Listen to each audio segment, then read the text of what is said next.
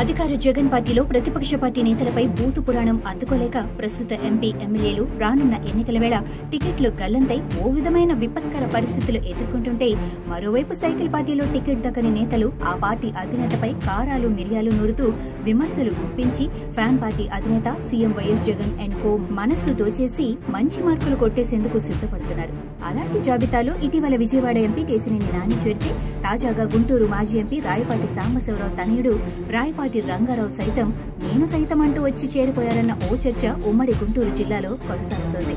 రానున్న ఎన్నికల్లో నరసరావుపేట లోక్సభ స్థానాన్ని వెనుకబడిన వర్గాలకు కేటాయించాలని సైకిల్ పార్టీ అధిష్టానం ఇప్పటికే నిర్ణయించిందని, దీంతో రాయపాటి సాంబశివరావు వంశాంకురం రంగారావు ఆగ్రహం కట్టలు తెంచుకుందని ఆ క్రమంలో టీడీపీ కార్యనిర్వాహక కార్యదర్శి పదవికి రాజీనామా చేసి ఆ లేఖను టీడీపీ అధినేత చంద్రబాబు నాయుడుకు పంపడమే కాకుండా చంద్రబాబు చిత్రపటాన్ని పగలగొట్టి అనంతరం నారా చంద్రబాబు నాయుడుతో పాటు ఆయన కుమారుడు నారా లోకేష్ పై తీవ్ర విమర్శలు గుప్పించారని సదరు జిల్లాలో ఓ చర్చ ఎదుర్కొంది. అయితే రాయపాటి సాంబశివరావుతో పాటు ఆయన కుమారుడు రంగారావు ఓ పథకం ప్రకారం ముందుగానే నిర్ణయించుకుని ఇలా తెలుగుదేశం పార్టీపై రాళ్లు విసురుతున్నారన్న ఓ ప్రచారం అయితే జిల్లాలో వాడి వేడిగా నడుస్తోంది. నరసరావుపేట ఎంపీ టికెట్ కోసం తొలుత రాయపాటి అండ్ సన్స్ ప్రయత్నాలు చేశారని, అయితే ఆ స్థానాన్ని బీసీ వర్గానికి చెందిన వారికి కేటాయించాలని సైకిల్ పార్టీ అధిష్టానం నిర్ణయించిందని, ఇంకా క్లారిటీగా వివరించాలంటే ఉమ్మడి కడప జిల్లాకు చెందిన టీటీడీ మాజీ చైర్మన్ పుట్టా సుధాకర్ యాదవ్ కుమారుణ్ణి ఇక్కడి నుంచి బరిలో దింపేందుకు ప్రయత్నాలు జరుగుతున్నాయని, దానిపై సమాచారం అందుకున్న రాయపాటి సైకిల్ పార్టీ అగ్రనేతల వద్దకు వెళ్లి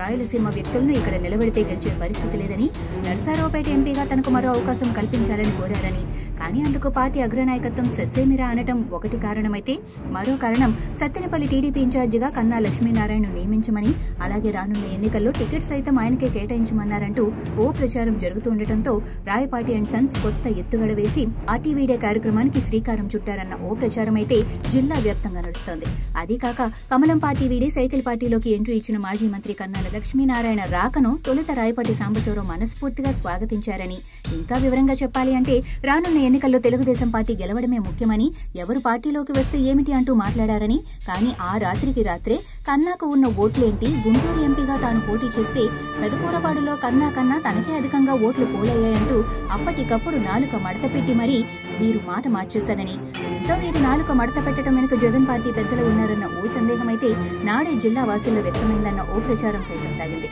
రాయపాటి సాంబశివరావు గతంలో గుంటూరు ఎంపీగా పలుమార్లు గెలుపొందిన విషయం తెలిసిందేనని, అలాగే 2014 ఎన్నికల వేళ రాష్ట్ర విభజన నేపథ్యంలో ఆయన సైకిల్ పార్టీలో చేరారని, దాంతో నరసరావుపేట ఎంపీగా టికెట్ కేటాయించకపోవడంతో ఆ ఎన్నికల్లో ఆయన ఘన విజయం సాధించారని, కానీ 2019 ఎన్నికల్లో జగన్ వేవ్ బలంగా వీచడంతో ఇదే లోక్సభ స్థానం నుంచి ఫ్యాన్ పార్టీ అభ్యర్థిగా బరిలో దిగిన లావు కృష్ణదేవరాయలు చేతిలో రాయపాటి సాంబశివరావు ఓటమి పాలయ్యారని, ఆ తర్వాత నుంచి ఆయన పార్టీకి అంటిముట్టనట్లుగా ఆయన వ్యవహార శైలి ఉందని, అదీ కాక తనకు లోక్సభ స్థానంతో పాటు తన కుమారుడికి ఎమ్మెల్యే టికెట్ కోసం సైకిల్ పార్టీ అగ్రనాయకత్వం వద్ద ప్రయత్నాలు చేసి విఫలమయ్యారని, ఆ క్రమంలోనే రాయపాటి రంగారావు ఇలా వ్యవహరించి ఉంటారన్న ఓ ప్రచారం అయితే ఉమ్మడి గుంటూరు జిల్లాలో హాట్ గా హీట్ గా సాగుతోంది.